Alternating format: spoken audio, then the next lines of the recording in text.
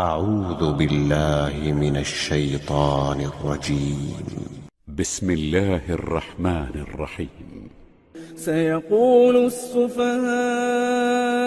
من الناس ما ولاهم عن قبلتهم التي كانوا عليها قل لله المشرق والمغرب يهدي من يشاء إلى صراط مستقيم. وكذلك جعلناكم أمة وسطا لتكونوا شهداء على الناس ويكون الرسول عليكم شهيدا.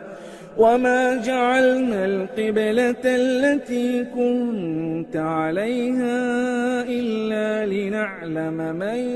يتبع الرسول ممن ينقلب على عقبيه وإن كانت لكبيرة إلا على الذين هدى الله وما كان الله ليضيع إيمانكم إن الله بالناس لرءوف رحيم. قد نرى تقلب وجهك في السماء فلنولينك قبلة ترضاها فول وجهك شطر المسجد الحرام وحيث ما كنتم فولوا وجوهكم شطره وإن الذين أوتوا الكتاب ليعلمون أنه الحق من ربهم وما الله بغافل عما يعملون. ولئن أتيت الذين أوتوا الكتاب بكل آية ما تبعوا قبلتك وما أنت بتابع قبلتهم وما بعضهم بتابع قبلة بعض ولئن اتبعت أهواءهم بعد ما جاءك من العلم إنك إذا لمن الظالمين. الذين آتيناهم الكتاب يعرفونه كما يعرفون أبناءهم وإن فريقا منهم ليكتمون الحق وهم يعلمون. الحق من ربك فلا تكونن من الممترين. ولكل وجهة هو موليها فاستبقوا الخيرات أينما تكونوا يأت بكم الله جميعا إن الله على كل شيء قدير. ومن حيث خرجت فول وجهك شطر المسجد الحرام وإنه للحق من ربك وما الله بغافل عما تعملون. ومن حيث خرجت فول وجهك شطر المسجد الحرام وحيث ما كنتم فولوا وجوهكم شطره لئلا يكون للناس عليكم حجة إلا الذين ظلموا منهم فلا تخشوهم واخشوني ولأتم نعمتي عليكم ولعلكم تهتدون.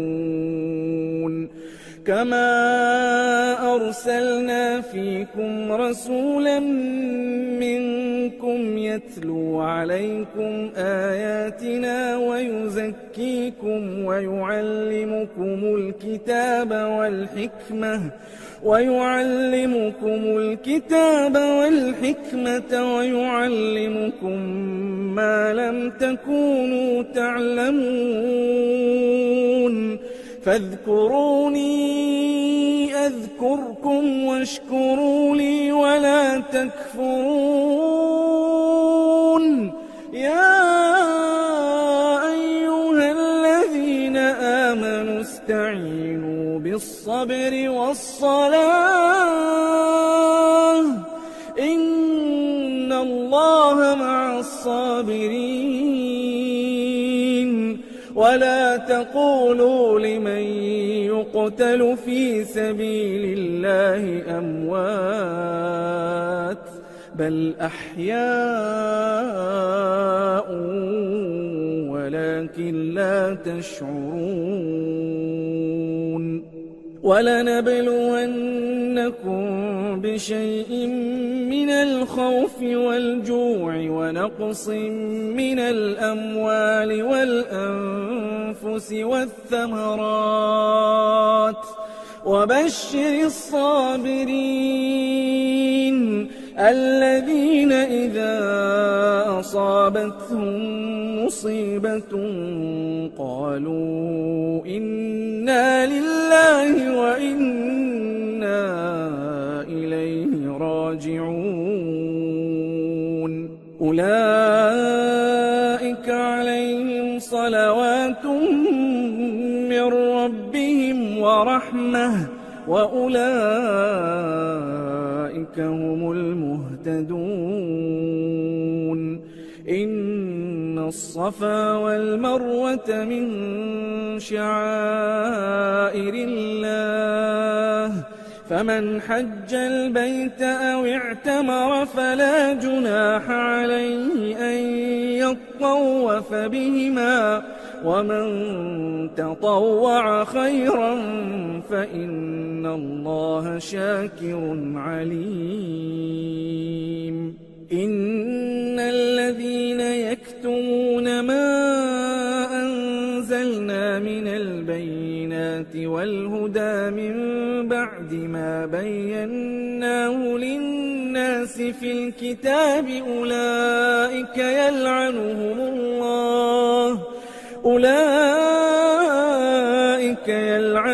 الله ويلعنهم اللاعنون إلا الذين تابوا وأصلحوا وبينوا فأولئك أتوب عليهم وأنا التواب الرحيم إن الذين كفروا وماتوا وهم كفار أولئك عليهم لعنة الله والملائكة والناس أجمعين خالدين فيها لا يخفف عنهم العذاب ولا هم ينظرون وإلهكم إله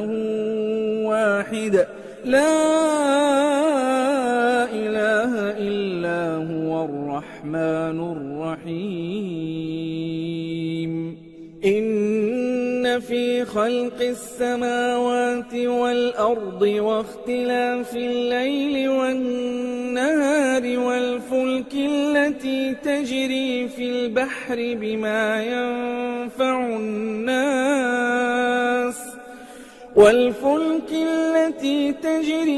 البحر بما ينفع الناس وما أنزل الله من السماء من ماء فأحيا به الأرض بعد موتها وبث فيها من كل دابة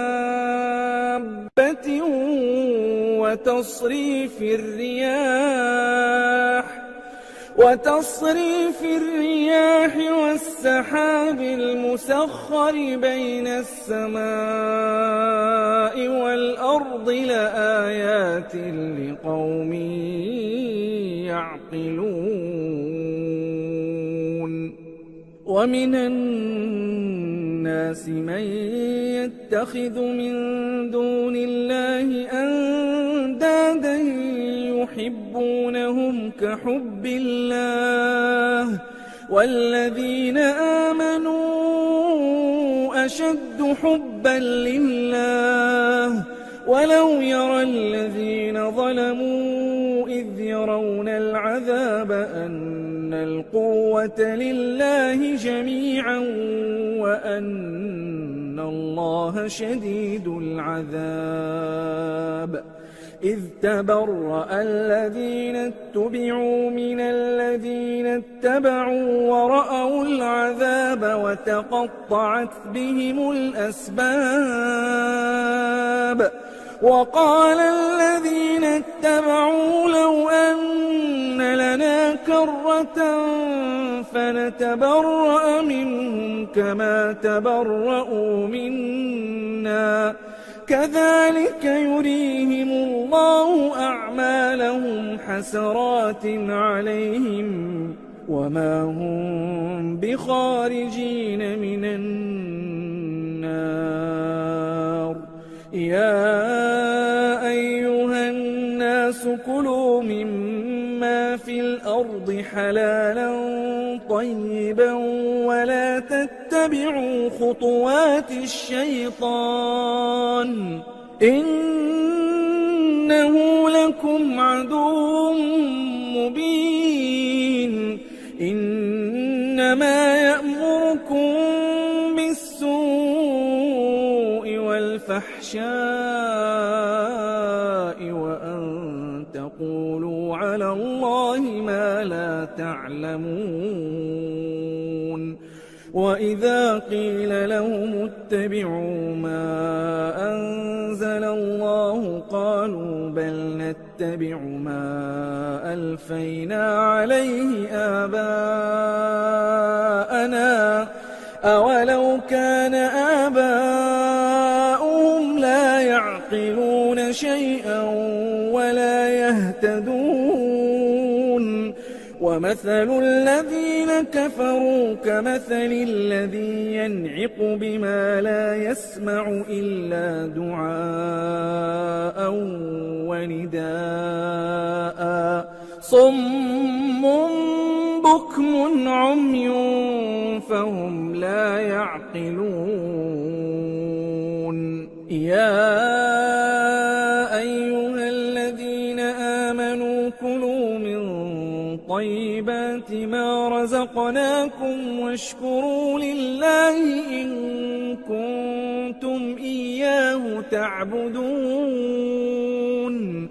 إنما حرم عليكم الميتة والدم ولحم الخنزير وما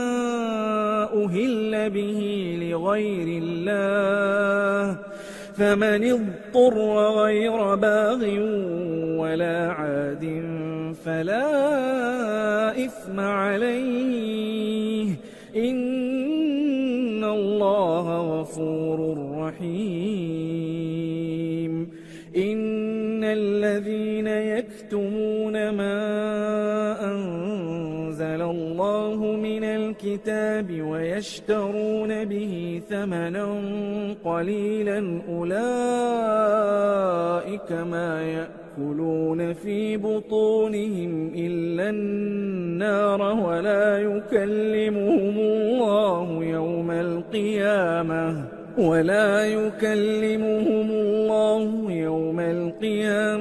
ولا يزكيهم ولهم عذاب أليم أولئك الذين اشتروا الضلالة بالهدى والعذاب بالمغفرة فما أصبرهم على النار ذلك بأن الله نزل الكتاب بالحق وإن الذين اختلفوا في الكتاب لفي شقاق بعيد ليس البر أن تولوا وجوهكم قبل المشرق والمغرب ولكن البر من آمن بالله واليوم الآخر والملائكة والكتاب والنبيين وآتى المال على حبه ذوي القربى واليتامى والمساكين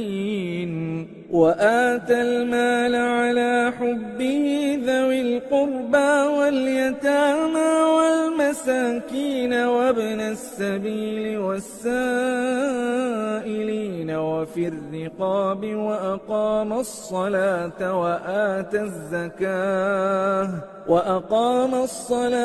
وآتى الزكاة والموفون بعهدهم إذا عاهدوا والصابرين في البأساء والضراء وحين البأس أولئك الذين صدقوا وأولئك هم المتقون يا أيها الذين آمنوا كتب عليكم القصاص في القتلى الحر بالحر والعبد بالعبد والأنثى بالأنثى فمن عفي له من أخيه شيء فاتباع بالمعروف وأداء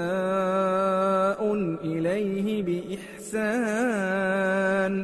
ذلك تخفيف من ربكم ورحمة فمن اعتدى بعد ذلك فله عذاب أليم ولكم في القصاص حياة يا أولي الألباب لعلكم تتقون كتب عليكم إذا حضر أحدكم الموت إن ترك خيرا الوصية للوالدين والأقربين بالمعروف حقا على المتقين فمن بدله بعدما سمعه فإنما إثمه على الذين يبدلونه إن الله سميع عليم فمن خاف من موص جنفا أو إثما فأصلح بينهم فلا إثم عليه إن الله غفور رحيم يا أيها الذين آمنوا كتب عليكم الصيام كما كتب على الذين من قبلكم لعلكم تتقون أياما معدودات فمن كان منكم مريضا أو على سفر فعدة من أيام أخر وعلى الذين يطيقونه فدية طعام مسكين فمن تطوع خيرا فهو خير له وأن تصوموا خير لكم إن كنتم تعلمون شهر رمضان الذي أنزل فيه القرآن هدى للناس وبينات من الهدى والفرقان فمن شهد منكم الشهر فليصمه ومن كان مريضا أو على سفر فعدة من أيام أخر يريد الله بكم اليسر ولا يريد بكم العسر ولتكملوا العدة ولتكبروا الله على ما هداكم ولعلكم تشكرون وإذا سألك عبادي عني فإني قريب أجيب دعوة الداع إذا دعان فليستجيبوا لي وليؤمنوا بي لعلهم يرشدون أحل لكم ليلة الصيام الرفث إلى نسائكم هن لباس لكم وأنتم لباس لهن علم الله أنكم كنتم تختانون أنفسكم فتاب عليكم وعفى عنكم فالآن باشروهن وابتغوا ما كتب الله لكم وكلوا واشربوا حتى يتبين لكم الخيط الأبيض من الخيط الأسود من الفجر ثم أتموا الصيام إلى الليل ولا تباشروهن وأنتم عاكفون في المساجد تلك حدود الله فلا تقربوها كذلك يبين الله آياته للناس لعلهم يتقون ولا تأكلوا أموالكم بينكم بالباطل وتدلوا بها إلى الحكام لتأكلوا فريقا من أموال الناس بالإثم وأنتم تعلمون يسألونك عن الأهلة قل هي مواقيت للناس والحج وليس البر بأن تأتوا البيوت من ظهورها ولكن البر من اتقى وأتوا البيوت من أبوابها واتقوا الله لعلكم تفلحون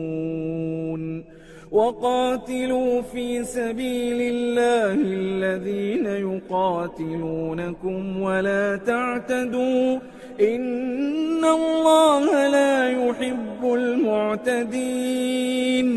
واقتلوهم حيث ثقفتموهم وأخرجوهم من حيث أخرجوكم والفتنة أشد من القتل ولا تقاتلوهم عند المسجد الحرام حتى يقاتلوكم فيه فإن قاتلوكم فاقتلوهم كذلك جزاء الكافرين فإن انتهوا فإن الله غفور رحيم وقاتلوهم حتى لا تكون فتنة ويكون الدين لله فإن انتهوا فلا عدوان إلا على الظالمين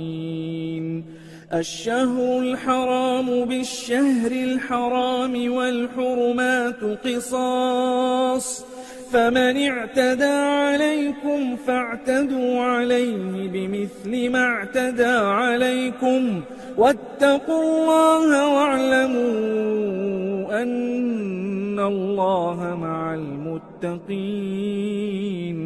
وأنفقوا في سبيل الله ولا تلقوا بأيديكم إلى التهلكة وأحسنوا إن الله يحب المحسنين وأتموا الحج والعمرة لله فإن أحصرتم فما استيسر من الهدي ولا تحلقوا رؤوسكم حتى يبلغ الهدي محله فمن كان منكم مريضا أو به أذى من رأسه ففدية من صيام أو صدقة أو نسك فإذا أمنتم فمن تمتع بالعمرة إلى الحج فما استيسر من الهدي فمن لم يجد فصيام 3 أيام في الحج و7 إذا رجعتم تلك 10 كاملة ذلك لمن لم يكن أهله حاضر المسجد الحرام واتقوا الله واعلموا أن الله شديد العقاب الحج أشهر معلومات فمن فرض فيهن الحج فلا رفث ولا فسوق ولا جدال في الحج وما تفعلوا من خير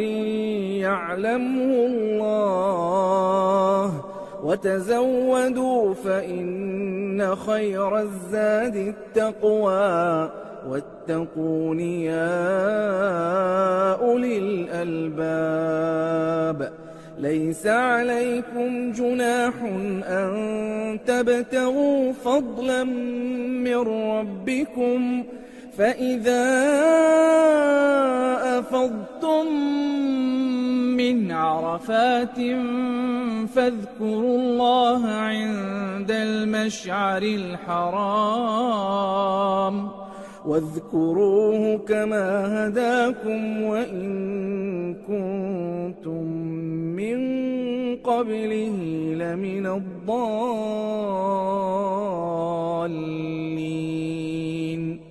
ثم أفيضوا من حيث أفاض الناس واستغفروا الله إن الله غفور رحيم فإذا قضيتم مناسككم فاذكروا الله كذكركم آباءكم أو أشد ذكرا فمن الناس من يقول ربنا آتنا في الدنيا وما له في الآخرة من خلاق ومنهم من يقول ربنا آتنا في الدنيا حسنة وفي الآخرة حسنة وقنا عذاب النار أولئك لهم نصيب مما كسبوا والله سريع الحساب واذكروا الله في أيام معدودات فمن تعجل في يومين فلا إثم عليه ومن تأخر فلا إثم عليه لمن اتقى واتقوا الله واعلموا أنكم إليه تحشرون ومن الناس من يعجبك قوله في الحياة الدنيا ويشهد الله على ما في قلبه وهو ألد الخصام وإذا تولى سعى في الأرض ليفسد فيها ويهلك الحرث والنسل والله لا يحب الفساد وإذا قيل له اتق الله أخذته العزة بالإثم فحسبه جهنم ولبئس المهاد ومن الناس من يشري نفسه ابتغاء مرضات الله والله رؤوف بالعباد يا أيها الذين آمنوا ادخلوا في السلم كافة ولا تتبعوا خطوات الشيطان إنه لكم عدو مبين فإن زللتم من بعد ما جاءتكم البينات فاعلموا أن الله عزيز حكيم هل ينظرون إلا أن يأتيهم الله في ظلل من الغمام والملائكة وقضي الأمر وإلى الله ترجع الأمور سل بني إسرائيل كم آتيناهم من آية بينة ومن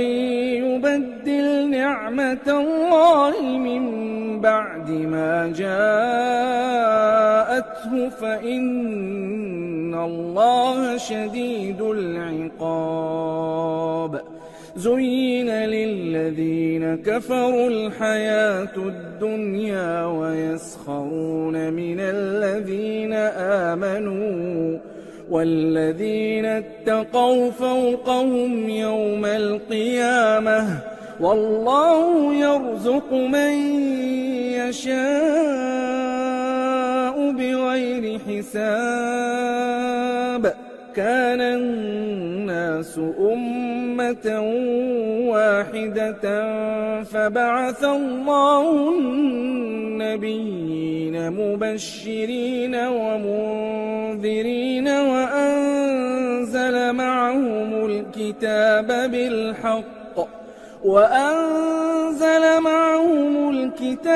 بالحق ليحكم بين الناس فيما اختلفوا فيه وما اختلف فيه إلا الذين أوتوه من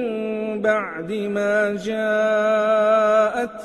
البينات بغيا بينهم فهدى الله الذين آمنوا لما اختلفوا فيه من الحق بإذنه والله يهدي من يشاء إلى صراط مستقيم أم حسبتم أن تدخلوا الجنة ولما يأتكم مثل الذين خلوا من قبلكم مستهم البأساء والضراء وزلزلوا حتى يقول الرسول والذين آمنوا معه متى نصر الله ألا إن نصر الله قريب يسألونك ماذا ينفقون قل ما أنفقتم من خير فللوالدين والأقربين واليتامى والمساكين وابن السبيل وما تفعلوا من خير فإن الله به عليم كتب عليكم القتال وهو كره لكم وعسى أن تكرهوا شيئا وهو خير لكم وعسى أن تحبوا شيئا وهو شر لكم والله يعلم وأنتم لا تعلمون يسألونك عن الشهر الحرام قتال فيه قل قتال فيه كبير وصد عن سبيل الله وكفر به والمسجد الحرام وإخراج أهله منه أكبر عند الله والفتنة أكبر من القتل ولا يزالون يقاتلونكم حتى يردوكم عن دينكم إن استطاعوا ومن يرتدد منكم عن دينه فيمت وهو كافر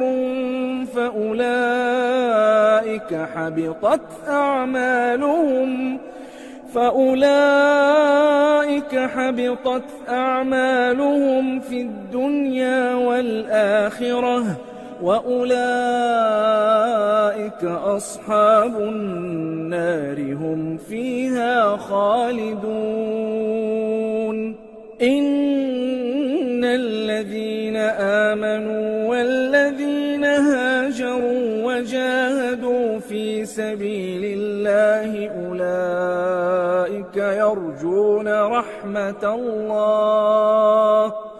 والله غفور رحيم يسألونك عن الخمر والميسر قل فيهما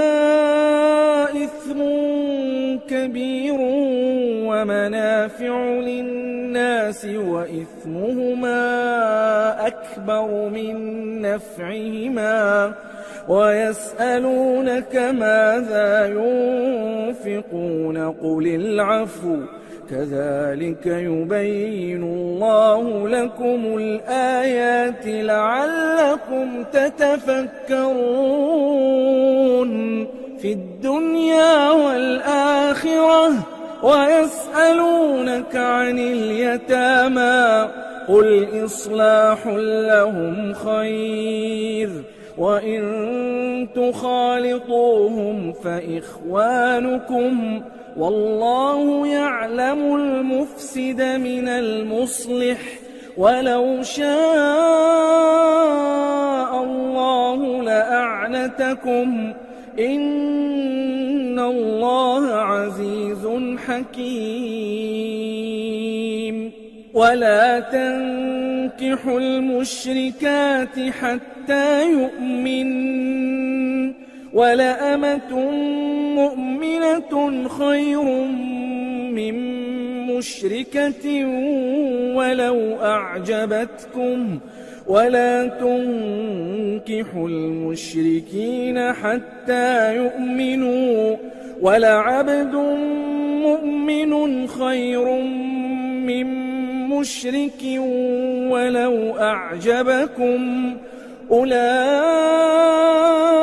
يدعون إلى النار والله يدعو إلى الجنة والمغفرة بإذنه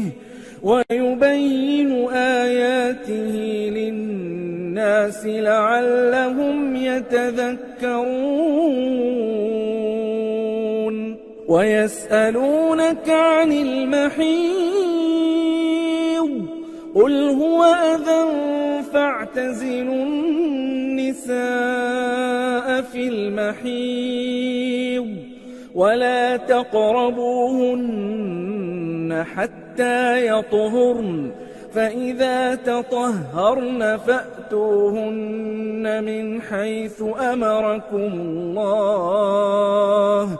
إن الله يحب التوابين ويحب المتطهرين نساؤكم حرث لكم فأتوا حرثكم أنى شئتم وقدموا لأنفسكم واتقوا الله واعلموا أنكم ملاقوه وبشر المؤمنين. ولا تجعلوا الله عرضة لأيمانكم أن تبروا وتتقوا وتصلحوا بين الناس والله سميع عليم. لا يؤاخذكم الله باللغو في أيمانكم ولكن يؤاخذكم بما كسبت قلوبكم والله غفور حليم. للذين يؤلون من نسائهم تربص 4 أشهر فإن فاءوا فإن الله غفور رحيم. وإن عزموا الطلاق فإن الله سميع عليم. والمطلقات يتربصن بأنفسهن 3 قروء ولا يحل لهن أن يكتمن ما خلق الله في أرحامهن إن كن يؤمن بالله واليوم الآخر وبعولتهن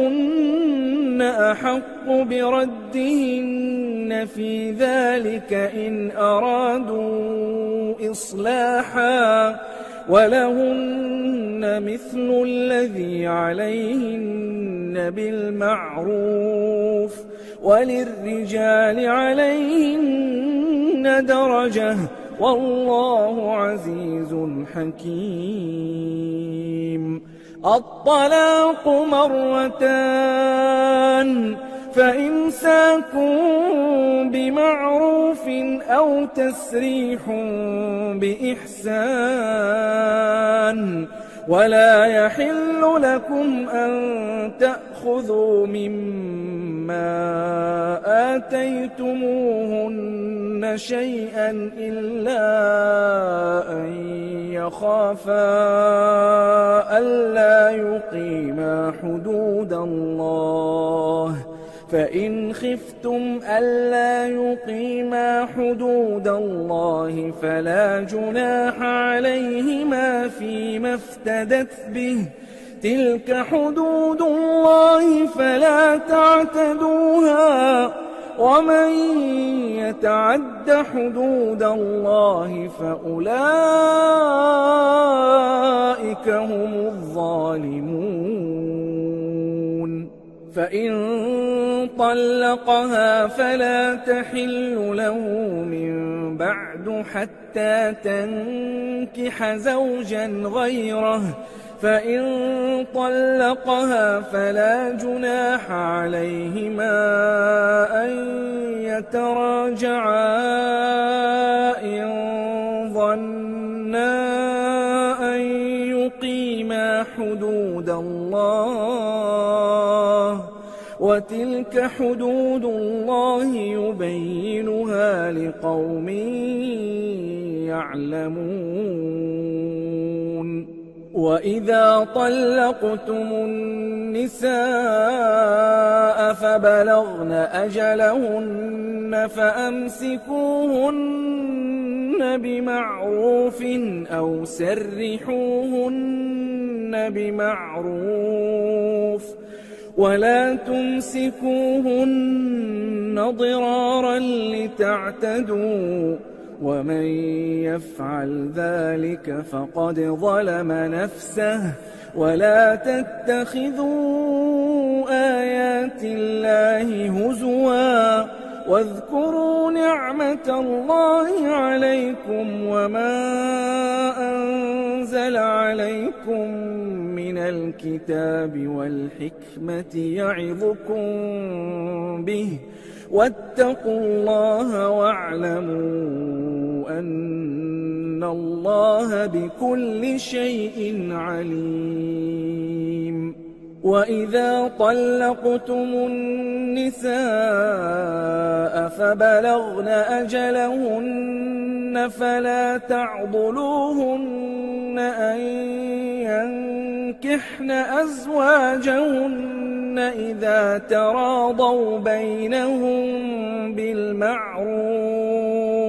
ذلك يوعظ به من كان منكم يؤمن بالله واليوم الآخر، ذلكم أزكى لكم وأطهر، والله يعلم وأنتم لا تعلمون. والوالدات يرضعن أولادهن حولين كاملين لمن أراد أن يتم الرضاعة، وعلى المولود له رزقهن وكسوتهن بالمعروف، لا تكلف نفس إلا وسعها، لا تضار والدة بولدها ولا مولود له بولده، وعلى الوارث مثل ذلك، فإن أرادا فصالا عن تراض منهما وتشاور فلا جناح عليهما. وإن أردتم أن تسترضعوا أولادكم فلا جناح عليكم إذا سلمتم ما آتيتم بالمعروف، واتقوا الله واعلموا أن الله بما تعملون بصير. والذين يتوفون منكم ويذرون أزواجا يتربصن بأنفسهن 4 أشهر وعشرا، فإذا بلغن أجلهن فلا جناح عليكم فيما فعلن في أنفسهن بالمعروف، والله بما تعملون خبير. ولا جناح عليكم فيما عرضتم به من خطبة النساء أو أكننتم في أنفسكم، علم الله أنكم ستذكرونهن ولكن لا تواعدوهن سرا إلا أن تقولوا قولا معروفا، ولا تعزموا عقدة النكاح حتى يبلغ الكتاب أجله، واعلموا أن الله يعلم ما في أنفسكم فاحذروه، واعلموا أن الله غفور حليم. لا جناح عليكم إن طلقتم النساء ما لم تمسوهن أو تفرضوا لهن فريضة، ومتعوهن على الموسع قدره وعلى المقتر قدره متاعا بالمعروف، حقا على المحسنين. وإن طلقتموهن من قبل أن تمسوهن وقد فرضتم لهن فريضة فنصف ما فرضتم إلا أن يعفون أو يعفو الذي بيده عقدة النكاح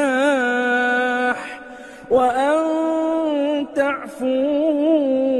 أقرب للتقوى ولا تنسوا الفضل بينكم إن الله بما تعملون بصير. حافظوا على الصلوات والصلاة الوسطى وقوموا لله قانتين. فإن خفتم فرجالا أو ركبانا فإذا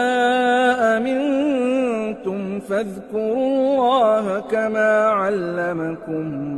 ما لم تكونوا تعلمون. والذين يتوفون منكم ويذرون أزواجا وصية لأزواجهم متاعا إلى الحول غير إخراج فإن خرجن فلا جناح عليكم فيما فعلن في أنفسهن من معروف والله عزيز حكيم. وللمطلقات متاع بالمعروف حقا على المتقين كذلك يبين الله لكم آياته لعلكم تعقلون. ألم تر إلى الذين خرجوا من ديارهم وهم ألوف حذر الموت فقال لهم الله موتوا ثم أحياهم إن الله لذو فضل على الناس ولكن أكثر الناس لا يشكرون. وقاتلوا في سبيل الله واعلموا أن الله سميع عليم. من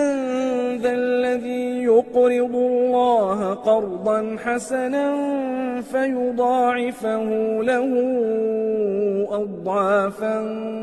كثيرة والله يقبض ويبسط وإليه ترجعون. ألم تر إلى الملأ من بني إسرائيل من بعد موسى إذ قالوا لنبي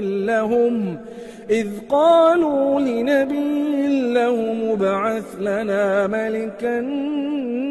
نقاتل في سبيل الله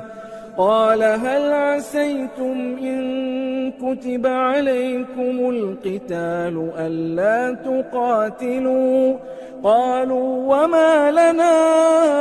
ألا نقاتل في سبيل الله وقد أخرجنا من ديارنا وأبنائنا فلما كتب عليهم القتال تولوا إلا قليلا منهم والله عليم بالظالمين. وقال لهم نبيهم إن الله قد بعث لكم طالوت ملكا قالوا أنى يكون له الملك علينا ونحن أحق بالملك منه ولم يؤت سعة من المال قال إن الله اصطفاه عليكم وزاده بسطة في العلم والجسم والله يؤتي ملكه من يشاء والله واسع عليم. وقال لهم نبيهم إن آية ملكه أن يأتيكم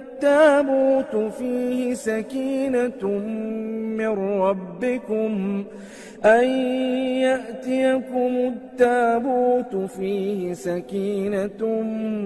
من ربكم وبقية مما ترك آل موسى وآل هارون تحمله الملائكة إن في ذلك لآية لكم إن كنتم مؤمنين فلما فصل طالوت بالجنود قال إن الله مبتليكم بنهر فمن شرب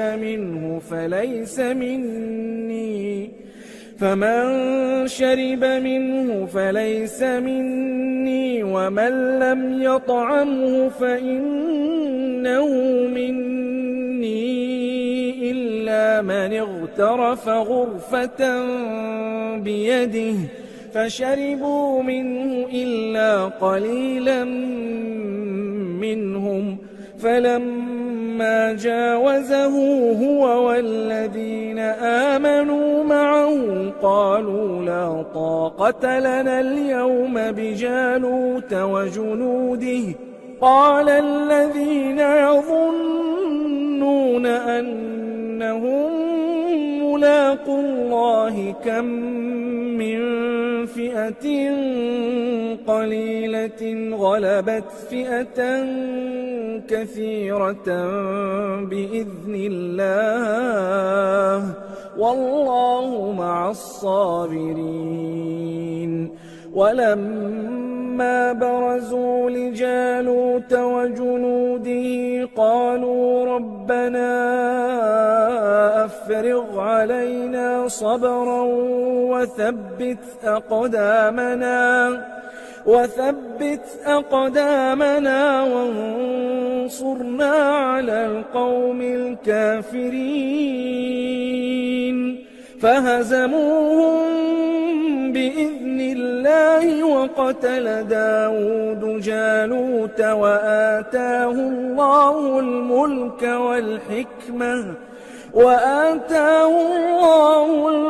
والحكمة وعلمه مما يشاء ولولا دفع الله الناس بعضهم ببعض لفسدت الأرض ولكن الله ذو فضل على العالمين تلك آيات الله نتلوها عليك بالحق وإنك لمن المرسلين